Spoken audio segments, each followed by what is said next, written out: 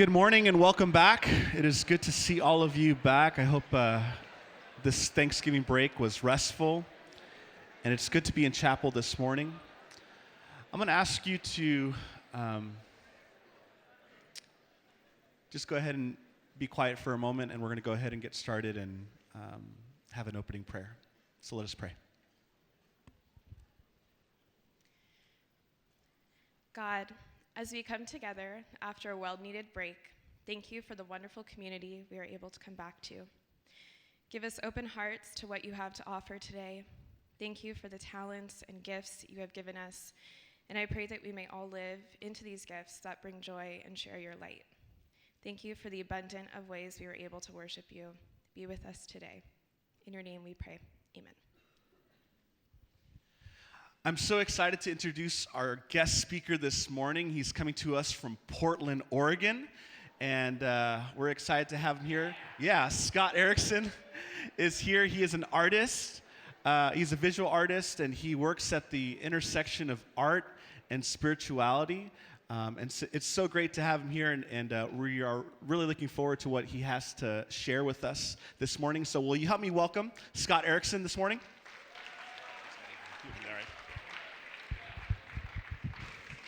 Oh, good morning, everybody. Glad to be with you. My name's Scott. I make my living as a professional artist, which means I've taken a vow of poverty, and so I'm very spiritual that way. I don't usually dress like this. It is laundry day, so it was this, or going scuba diving, or dressing like I was graduating from high school. So that's really my options, but I'm glad to be with you. I'm going to do some painting later on, but we're gonna get into some stuff. You ready to get into some stuff? I know that we've all kind of come back from holiday break, and you probably have finals coming up, and so you're thinking about all that. So I know people are walking in, but let's do this. Let's just do this. Let's take a deep breath all together. Can we do that? Let's take a deep breath all together. Just, and then let it out. Let's do it one more time. We'll just kind of forget about what we're doing, what we have planned today, and let's just be here together because we're going to talk about some stuff. I have a thing called Say Yes, a liturgy of not giving up on yourself that I've been performing, and so a lot of this is from that, and so we're going to do that. So this is a liturgy of not giving up on yourself.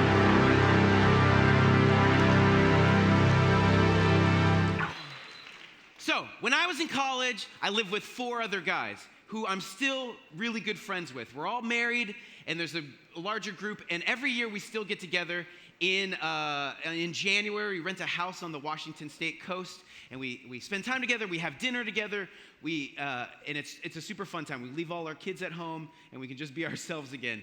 And every Saturday night, we have a big dinner, and we ask ourselves this question. We go around and we say, what was your best moment of the year? And what was your worst moment of the year? This particular year, my best moment was going to Disneyland with my kids. Now, we'd all like to think that as parents, and when our children remember the best moments about being with their parents, it's probably like cuddling on a couch, doing art together. No! It's going to Disneyland. You can't tell me this billion-dollar industry isn't going to make all of our childhood dreams about going to Disneyland. And it is awesome. Like, you go now and you're like, it's pretty fun. When you go with little ones, it's mind-blowingly awesome. I was like depressed for 2 days after I left. I was like, it was the best day of my life. It was so fun. But what was the worst moment of your last year? Because we've all had worst moments in our last year. My worst moment of my last year did not involve my bowels, but it did involve a toilet. So I put my kids to bed, and I walked out into our living room, and I just started to cry. Now I'm emotional. I'm an Enneagram 4. I get it. But this was different. I started to cry, and I started to weep, and we lived in this kind of quirky house with this weird bathroom off the kitchen, and I went and sat on the toilet, and I just cried for like an hour. This had never happened to me before. My wife came in and was like, are you okay? Do you want to talk about it? And I was like, my tears are me talking about it. I don't know what this is. And with some time and some reflection, I realized what was happening is that a dream was dying. That I had had this dream for a long, long time about a person I would like to be, about a life that I would like to live. And my unconscious was like, that's never going to happen. And it's dying. I was grieving. I was grieving the loss of this dream. And so I don't know if you've had that experience before, but it's a really interesting one. We should define, what is a dream? Because we use that word for a lot of different ways. A dream could be a series of images that we see during our sleep. It could be a house on a street full of other dreams, right? Or for a lot of us, it's just simply Ryan Gosling. And he is a dream. Or he appears in our dreams for some reason. I like that he's my dad in this picture. That's a weird dream. Have you ever had weird dreams like that? Okay, it's weird dreams. But if you were to look up in the dictionary, what is a dream? It's a cherished desire. And a desire, ooh, that's a sexy word, right? Desire is like a scary word because it means like we want something. We have a want for something. I think that what we really want is not necessarily material things. It's not about like a car or a house or a vacation or something. But what we really want, what our dreams are really, is like we'd like to be a certain kind of person in the world. There's a person that we would like to be. We have a view of our whole self, and we're trying to get to that person. And look, I'm not a sociologist or an archaeologist or any kind of gists. But if I looked at like the narratives were pitched throughout generations about how we become to the person we want, I think our parents were pitched this idea of materialism. Like, hey, if you can get that house, you can get that car, you can get all that stuff, and you'll become the person that you want to be. I mean, who are all these RVs for anyways, right? You know what I'm talking about? And then for me, I'm Gen X, which is a complicated generation. But for us, we looked at our parents, and that didn't work. But what we were told is that in our own boring, mundane lives, some outside source was going to come in and give us and pull us out of this boring life and give us the adventure that we had always hoped for. I mean, who is trying to take us to space right now? Do you know what I'm saying? And then for you guys, or you're younger than me, you're really screwed, because what you were told over and over again is that eventually the place that you would become the person you want to be is on a stage. And with a band, and that would be the place that you would find wholeness. And look, we all think about being on a stage as the place of like, yeah, I'm finally who I am. We never think about how we become a cultural clown to everybody. You know what I'm saying? I actually have that outfit at home as well. So there's some kind of idea of what we want to be like, and at some point in your life, you're not going to become that. And there is this death in you. And this is where the voice of giving up comes in. All right? And I know we've all heard this voice. And it really helps me to personify like my fears and these voices that are in my head. So I would like to do that through the filter of Jurassic Park 2, The Lost World. Now, I'm not talking about Chris Pratt and stuff like that. We're talking Jurassic Park. We're talking Jeff Goldblum and all those other actors. We don't remember their names. So in this series, directed by Steven Spielberg, and he made a lot of great films, but I don't think we should let him off the hook for this tragedy. I think that this is the plot. If you were to simply say, what's the plot of The Lost World, Jurassic Park 2, that there was dinosaurs eating people on an island, and then somehow we got to get them off the island so dinosaurs can eat people in Southern California, in San Diego even. And so in this scene, there's a T-Rex walking around San Diego, and there's a lot of swimming pools, and he's thirsty, so he takes a drink. And this is what the voice of giving up is like. You have this idea, you have this aspiration, you're laying in your bed, you're thinking about it, and you're like, I have this dream. And then this like overwhelming presence, this large presence of doubt, fear, comes into your room, and it looks at you and it goes, no, give up. That's what it does. That's what it does. So for the rest of this time together, I want to talk about the T-Rex of giving up, all right? It's going to be the T-Rex of giving up. And I've listened to the arguments of the T-Rex of giving up. I've had long conversations with the voice of giving up. And I've listened to its arguments, and they're very compelling. And if I was to summarize its arguments into some statements, here's what I think it says. Here's my summary of the things I've heard. Nothing's going to change.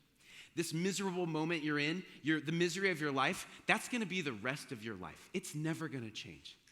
And that's an awful feeling to think about being in misery for the rest of your life. It makes sense that you wouldn't want to do it anymore. Another thing it says is you suck and you're ugly. It gets really personal for some reason. I don't know. It's like it kicks you and then it stomps you in the face. But what it's saying is like, you're not good enough and there's something wrong with you that you can't fix. And you're never going to find that solution to it. And then one of the other things it says is dying is better than living. And look, if we're going to talk about dying, we need to understand that there's a spectrum of dying, all right? Because dying just means like giving up. And dying can mean like binge watching something or playing something so I don't have to deal with the conversation that I really am invited to having. It can mean like numbing ourselves to the pain that we're experiencing or the mystery or the unknown that's frustrating our lives. And it can also mean eventually, like, I want to just check out of this whole thing. We all know maybe somebody or some celebrity or somebody in the news who's decided to go this route. And it's in our cultural narrative, and I think we really need to talk about it. Because I've talked about it, because I've had those inner conversations as well. You know, when we talk with somebody that we know about breaking addiction or something like that, we get to hear their story, and we know that there's hope. We know that there's like another way, because they tell us, they're like, I was this and then I became this, but we don't often get to hear from people who decide to go all the way to the end of the spectrum and go, what was their thoughts about doing that? But there are some people. Thousands of people take their own lives jumping off the Golden Gate Bridge. And right now, there are 19 living survivors of jumping off that bridge. And this one guy, Kevin Hines, he survived. And he went around, he had this interesting experience. He went around to all the other people, all the other 18 people, and he asked them, he said, this was my experience. What was your experience? And he said they all said the same thing. And this is this. The millisecond my hands left the rail, it was an instant regret. He said, all of the things that I thought were unchangeable in my life, I realized that moment I let go of the handrail, that they were completely changeable. The only thing that was unchangeable in that moment was letting go of the rail. So could we just take that as a person who's gone ahead of us into that unknown conversation? Could we just take that information and go, if we're ever tempted or that conversation is coming up, we know somebody's already been there and they said it's not there. That relief, that release, that wanting to get out, it's actually not there. But what do we do with this moment? What do we do with this moment of like our hopes and dreams dying? Because to dream is to desire, and to desire is to want, and to want something is to want to be here. And if you don't want anything, it's really hard being here. I think we need to go back to this idea of a desire. And this is where I think a lot of us who've grown up religious or in a religious community have been done a great disservice, because we don't talk deeply enough about these things. And what we do is, how we frame all this right now is we go, well, you got a problem? You need God. You've got this problem. It's like this circle inside, right? And then you keep trying to put the rectangle of like fame or material possessions, and it doesn't work out, and you keep trying to put the triangle of accomplishment and relationships and sex and love, and it doesn't work out. You need the circle of God, and then you'll be whole. And that doesn't work. It also presupposes that the giver of your existence hasn't been involved in your life already. What if the giver of your existence has actually led you to this place where the dream is dying? Because a dream is something you adopt when you're younger. You see something in somebody else and you go, I want to be like that one day. But you can never become that person. We all know this. You can only become yourself. So eventually that idea will die. Well, what if that death is the doorway to something deeper? What if the giver of your existence leads you to the death so you can get to the deeper thing? There's this, he's dead now, but his name is Saint Ignatius of Loyola. He was a guy who, in the 1500s, there was like a war going on with France. He fought and he got wounded, and he spent a year recouping in a hospital. And all he had to read at the time was like the Bible and stories of the saints. And he had any faith, but he had this transformational experience. And through the reading of these stories, he decided, he was like, I want to dedicate my life to God the rest of my life. And he started the Jesuits, if you maybe heard of the Jesuits. He started the Jesuits, and he developed these things called spiritual practices. And one of the things he said is that the way that God wants to speak the loudest in our life, or the way that God speaks the loudest in our life, is through our desires. So he'd say, like, look, if two people are really attracted to each other, they're attracted to each other emotionally, relationally, sexually, he would say that that is a pathway to a vocation of marriage. And it takes discernment. If you're attracted or you have this desire for a certain occupation, he would say that is the pathway to this occupation that you're meant to walk into. What he's saying is, like, it takes discernment with desire, because desire can lead us to a place of flourishing, and the desire can lead us to a place of destruction. You can have a desire for wealth. And it could make you a person who's generous and giving and involved in the world, but you can also have a desire for wealth and it makes you greedy and closed off and crippled. And we've all seen the Grinch, we've all seen the Scrooge. We know that people can become that way.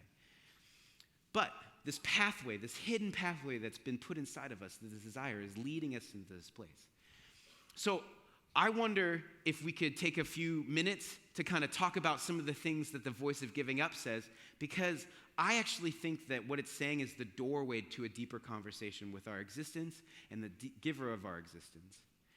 And I want to take just two. I can't do all of them, so we can't get to the third one, but I want to do a couple about nothing's ever going to change and you suck and you're ugly. So we're gonna work through those things together.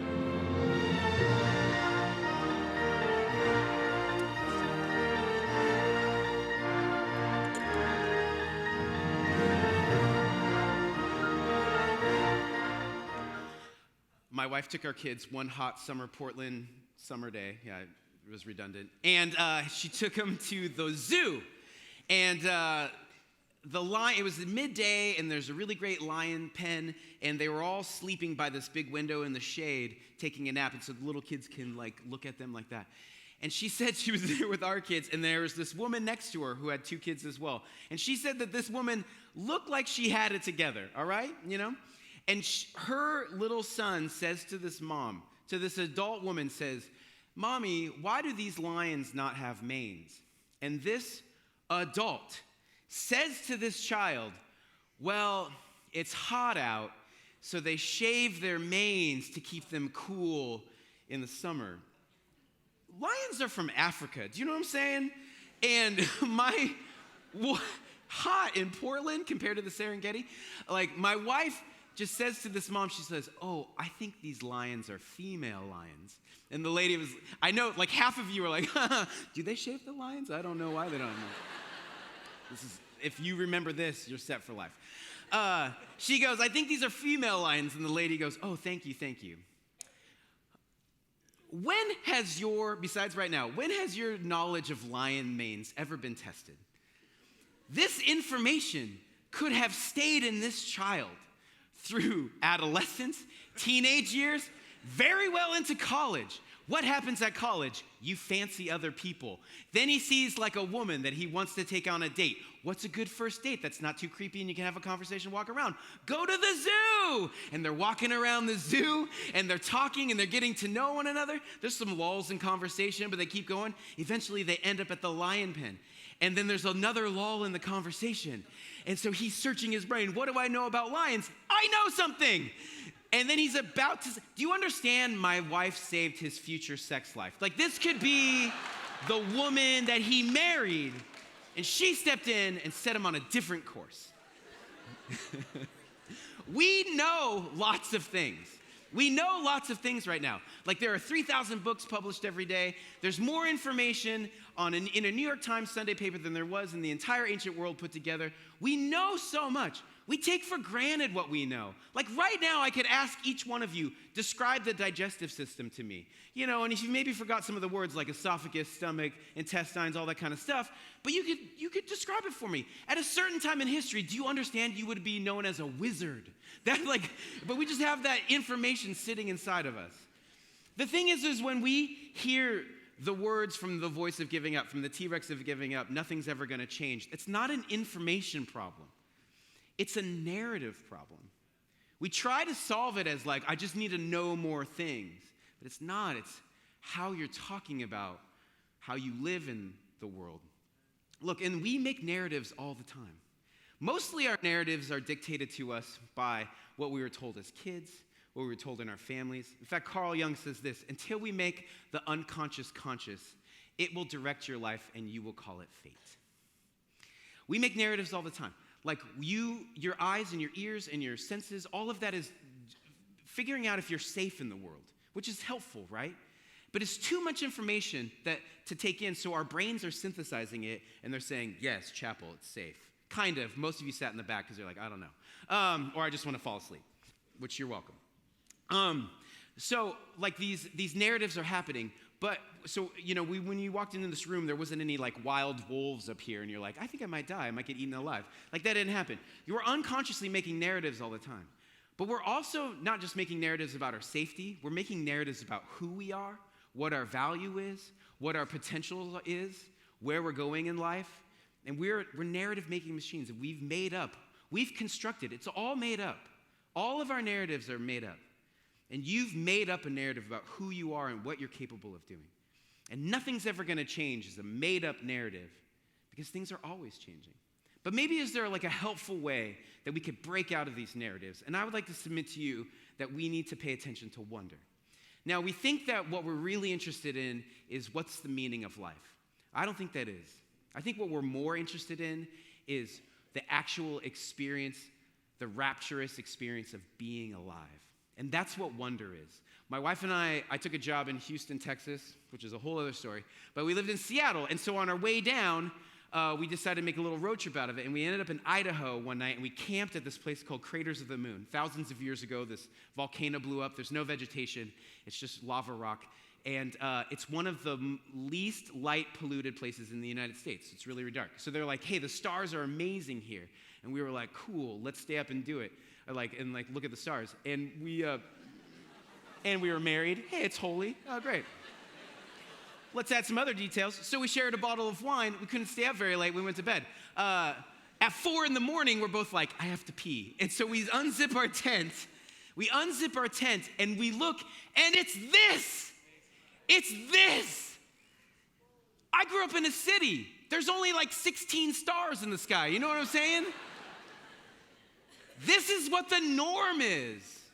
This is what you're supposed to see all the time. But it's hidden from us.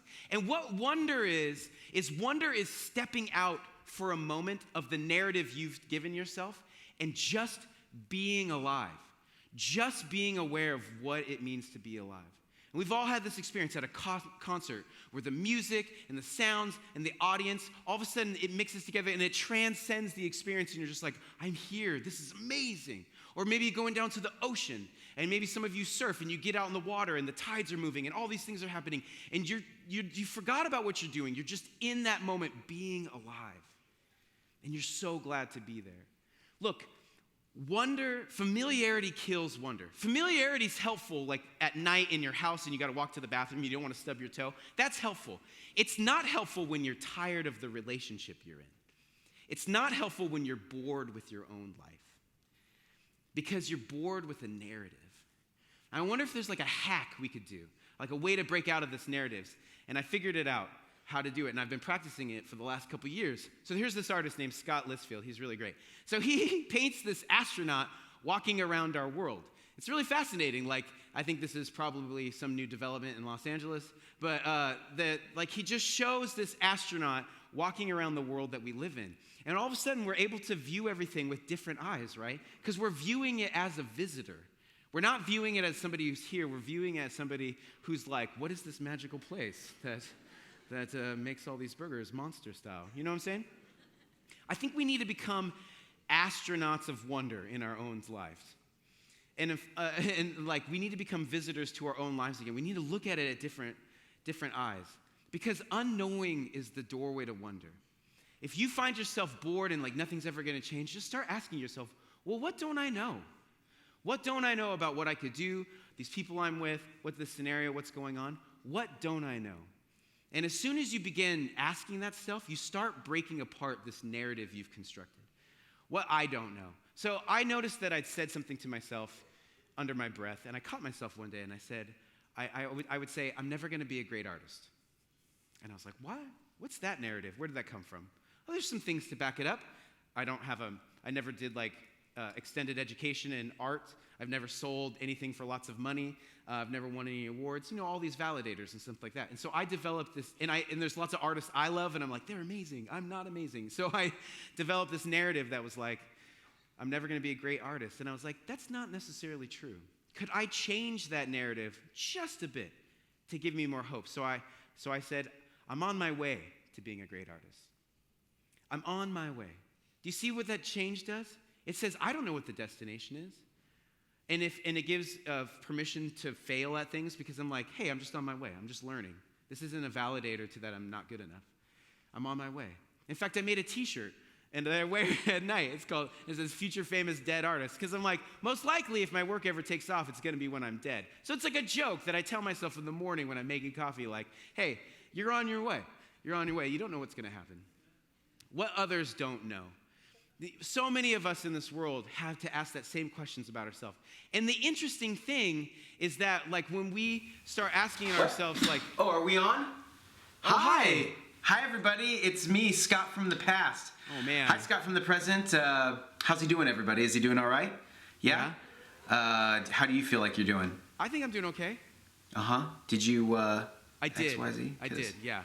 Remember last time? It's I not remember. good. I It's not remember good. last time. Yeah. Well, everybody wants you to paint, so why don't you, Scott in the present, do a painting? Okay, I'll Why do don't you go that. over there and do that? Okay, And I'll perfect. take over the narrative right now. So we're talking about the conversations that we tell ourselves, the narratives we have about ourselves, and those are trying to help us to survive, but guess what? They're not the truth of our lives or the fullness of our lives, and we have no idea where our lives are going to go. That's the great mystery we're all invited into. In fact, another great mystery that happens in our lives is the places that don't work out end up being the places that form us the most. And our particular vulnerabilities sometimes become the way in which we give light to the world. So in true artist fashion, here in my studio, I'd like to show you some drawings and tell you a story. So let's do that.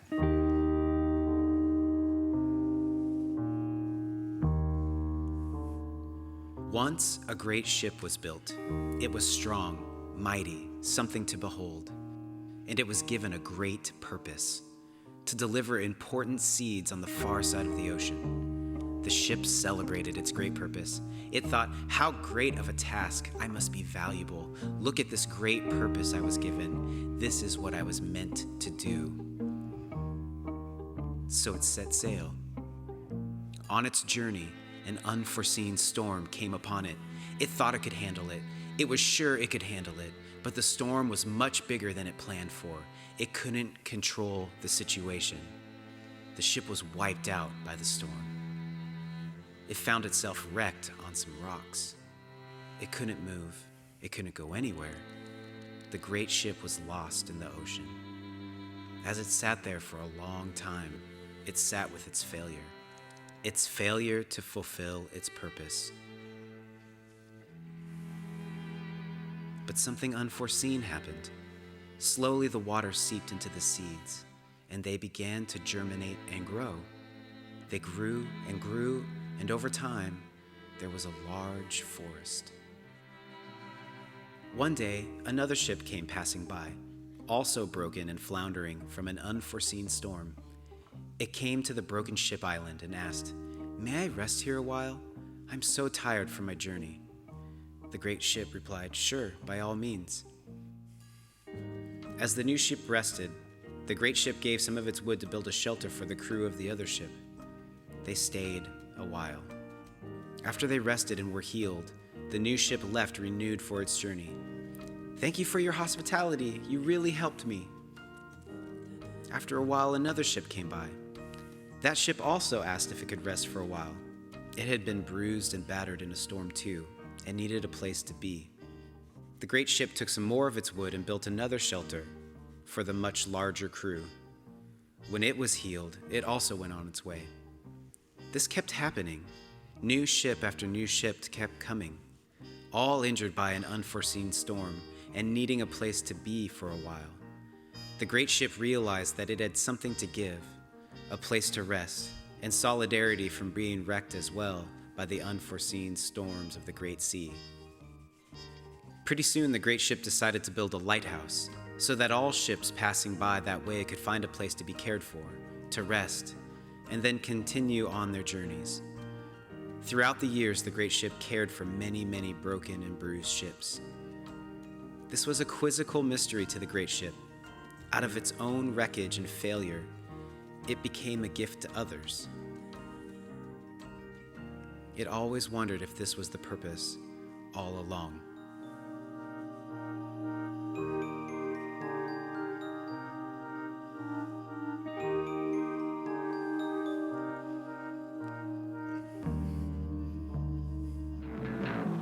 Run, Holly, run! Chaka, come on, hurry, hurry!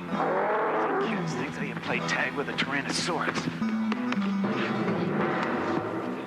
Look, I don't have time to fight about carrots now. No, but we do have time to talk about you suck and you're ugly. So, have you seen that?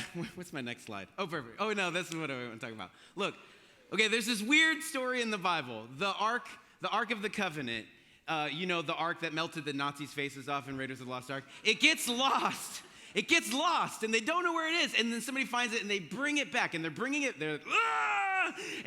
back into Jerusalem. And King David is outside dancing in like his underwear, just in like a linen ephod or whatever. I'm guessing tighty-whities of the time. And he's just dancing with all his might. And then it says this, that as the ark of the Lord was entering the city of David, Michal, daughter of Saul, which is his wife, watched from a window, and when she saw King David leaping and dancing before the Lord, she despised him in her heart. So here's the scenario. The Ark of the Covenant, given by Yahweh to the Hebrew people, like the creator of everything, the giver of existence itself, the symbol of existence itself, is coming into their midst. And there's somebody who's dancing with all their might, and there's somebody in a window watching and despising them for dancing. How do you become a person who dances in the presence of existence? And how do you become a person who despises those who know how to dance? So we should talk about superheroes. Have you seen that latest superhero movie? Have you? I don't have to even mention what a name is because there's so many of them right now, right? Like we're on an onslaught of superhero movies because Hollywood figured out how to make millions of dollars off these movies. And they're great. I love them. But I was reading a book to my son one night and a centaur was in the story. And he's like, what's a centaur? And I was like, well, a centaur, there we go, it's kind of like an ancient superhero. You know, they didn't think about laser beams coming out of your eyes or cutlery out of your hands. They just looked at things big in the world and they're like, what's powerful? Horse, let's be half of that, right? Are you familiar? A centaur is like a half human and a half a horse. It's great. But I was like, was there any vetting process for this? Like, to bring this into our cultural conversation? Like, what was the conversation? So I've thought about this too long. I might have to go through this quickly because we're running out of time. But here's the pros and cons of being a centaur. For some people, the conversation bigger and better is always the big conversation. I'll just leave it at that. That's an innuendo right there. Invited to be in parades. Have you ever been in a parade and you're like, how do you get to be a part of this magical celebration? Centaur always in. Get to ride in a trailer. I imagine like Lightning McQueen in the back. You're a big deal. Number 4, instant Budweiser deal. You are the drinker and the producer of the thing. You are the bridge between the consumer and the industry. You will bring harmony to the beverage world. Fast track to a police officer. Wherever you want to work, New York City, Central Park, you're a horseback cop. You're like the tourist attraction. Best job ever. All right, so those are some good pros. Cons. Everybody wants to ride you. It's like a constant, like, can I get a ride to class? That kind of, my legs hurt. Embarrassing public BMs. We've all been at a parade and seen a horse stop, that tail goes up. Uh-oh, that's you at parades. Number 3, you have to ride in a trailer. No shotgun for you, big bones, get in the back. And then number 4, when hiking, you're the mule, you'd carry everybody's pack every hike. And then shopping for clothes, because like, how do centaurs wear clothes? Like, you think you know. You're like, it's definitely 4, and then you're like, is it 2? I don't know. I really don't know how they wear clothes. And look, all that joke, all these conversations about centaurs and superheroes is really a conversation about we believe we need to be more.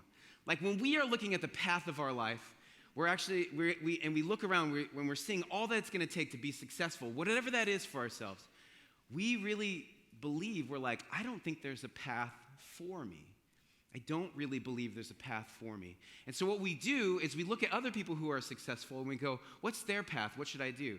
I'm gonna copy them. And look, for a long time, I've had a secret comparison. And he's had a bad year, and I've been freed from it, and it's really great. But my secret comparison for a long time was Kanye West. Because obviously we're really similar. But I met Kanye West backstage at the Sasquatch Festival in Washington State. And this is like a long ago during graduation. And we met. He was obviously excited as I was. And then that was that. But I found out later on that Kanye and I are the same age. Our birthdays are a month apart. So whenever things weren't going well in my life, I'd be like, I wonder what Kanye's doing. And I would look and I'd be like, Kanye is like, has this wonderful fashion line and he's doing all these amazing things. And this is probably like the best I've ever looked in my life. Like, that was my first surfer t-shirt and I thought I was it, right? Kanye's a performer and he sells out arenas and stuff like that. I do some performing, and here's like the 6 people that came to my show in Minnesota. Kanye says things on television and he's affecting culture and all this stuff, and we talk about it. And then I've been on television too. I was on The Price is Right one time. And look, guys, I've lived all of your fantasies. I have lived them all. It was cool in 1999 to have bleached hair, and that's not a puka shell necklace, it's a hemp necklace a girl made who I liked, and I wore it, all right? And I played for a Cadillac. So maybe I beat him there. But look, I had this ridiculous comparison that I would always do in my life. And now we live in an age where social media breeds comparison. And I don't think it's all wrong, but here's where it goes wrong, is that we try to take what's in that reality and bring it into this reality. So say one day you want to get married and you type in wedding ideas on Pinterest, and then a catalog of like wonderful pictures come up, and it's like lace and table settings and bridesmaid's gown, and you plan for your big day, and then the day you have your wedding, it's like a hot, sweaty day, and just like everything sticking together. Or say you want to up your food game, and you're like, I can cook. I'll start with something easy, like hot dogs and cornbreads. And then you try, and then it turns out like this. There's a whole show on Netflix about this. You know what I'm saying? Or you will go travel. Oh, I'll find myself traveling. All these people are by themselves, finding themselves. And then you book your tickets, and you show up, and everybody else had the same idea. What we really start to think is like, I can't ever accomplish that. There's no way for me to be successful. And this is a spiritual conversation. This is a deeply spiritual conversation. So here's a story about Paul and Peter, John and Peter. This is a painting about them, resurrection morning. And, John wrote a book in the Bible. It's called John. It's a bestseller. And he references himself as the disciple who Jesus loved, which sounds really douchey. But Peter, because if you wrote about your spiritual experiences, would you be like, and I'm the one he loved? You'd be like, I humbly was there partaking in all the things, But Peter, we all know his denial and all this stuff, and eventually after the resurrection, they end up together, and Jesus takes Peter aside, they have this conversation. He's restoring him, and you'd think that Peter's response would be, hey man, thank you so much. Like, that was really eating me up inside, and I'm just so glad we talked about this and stuff. No, that's not what he says. This is what he says. And then John writes about it. So Jesus said, follow me, and then Peter turned and saw the disciple whom Jesus loved. He wrote that. And then following them, and then Peter said, Lord, what about him? And Jesus said, if I want him to remain alive until I return, what is that to you? You must follow me. Look, it took me a long time to understand that you can be a follower of good news, and you can be a follower who's like, yeah, but what about them? I mean, Hosanna, praise you, hallelujah, Maranatha. Yeah, but my life sucks, and their life's awesome. Like, do you like them more than me? And then you can also be a disciple of good news and go, oh, I get it. I get what this is all about. I'm loved. I'm the one who's loved. Look, you can't receive love if you secretly hate who love made you to be. Because this is the container to receive love. And if all you want to do is get rid of this container, there's no way for it to land in you. I remember ending up at this charismatic, we're running out of time. I ended up at this charismatic meeting, and there was a guy in the back corner just pirouetting to the Lord. It was like a chubby Dwight Schrute from The Office, just doing all these moves. And I grew up Lutheran, and we don't talk about the Holy Spirit because he's like a bad uncle. And so I was sitting there just going, what? I was making fun of him. It was hilarious. I wasn't on the outside. I'm not a monster. Inside, I was making fun of him. But then after a while, I just watched him, and I got jealous, and I was like, how is that guy so comfortable in his own skin? Because I want to dance. I don't want to sit on the side despising those who know how to dance. How do we do this? We got to move from comparison to contribution. Comparison is thinking that I got to get on somebody else's road to be successful. Contribution is slowly uncovering the hidden road that's inside of you. It's there. I don't know why it's so deep down, but your contribution is what starts to uncover it. And it's not about making things and products and stuff. Like contribution, and its essence is love catalyzed. Like, what do you love? Like, I love pizza as much as you probably do. But I love pizza because my parents used to take me to Round Table Pizza when I was a kid, and there was an arcade, and we'd eat together. When I eat pizza, I feel loved. I remember that I'm from a family that loves me. This is the plot of Ratatouille. Do you understand what I'm saying? Like, what do I love? Because when in your life, your Kanye West is going to come into your life. And you're going to have to go, he's going to ask you to trade your life for something else. And if you start collecting what you love, like a gratitude journal is a really great thing. It's been proven by science. If every night you write down 3 things you're grateful for about your day, it will improve your health, your sleep, all the kinds of things. And if you collect enough of what you love long enough, that when the Kanye West of your life comes in and says, do you want to trade lives with me? You'll see all that you have to give up to trade lives. And you'll go, no, I don't want to. Look at all that I've been given. I have so much. I have so much.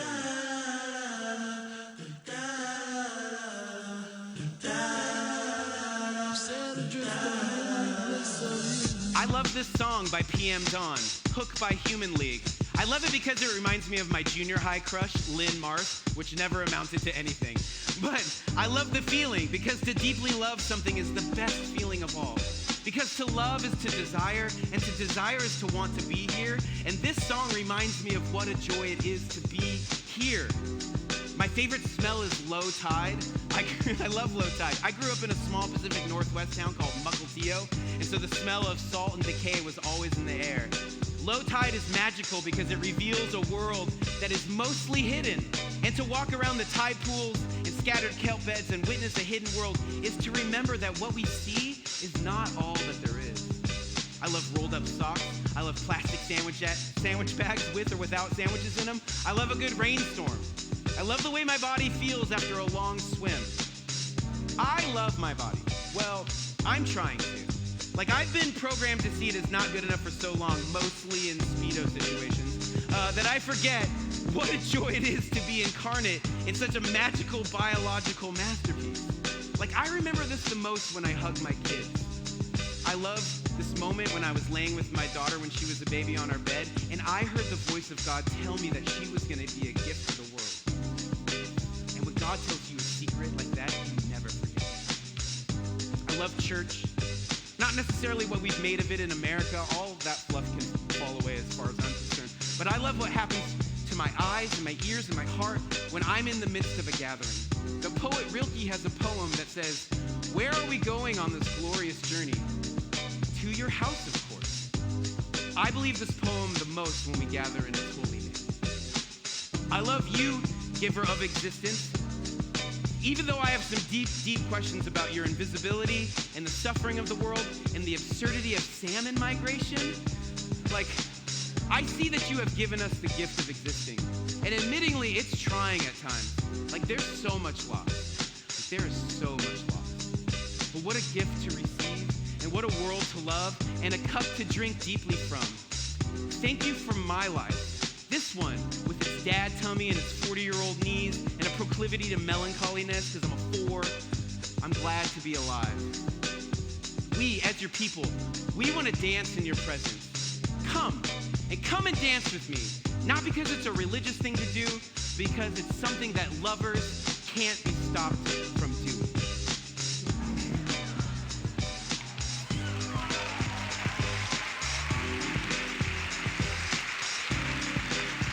Thank you, guys.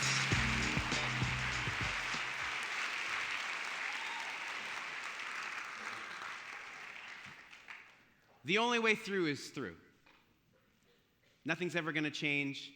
Dying is better than living. You suck. That's the way through, to find the gift of your existence, the gift of your life. There's a deeper conversation than just your dreams. It's there in your desires. I hope that you engage in that. My benediction to you is that you would dance and not be a person who sits in a window and despises those who dance, but you would join the dance of this existence. Thanks for listening to me. God bless you. Thanks. Oh, I have some free stuff for you if you want it. I have some free art things if you want it. There you go.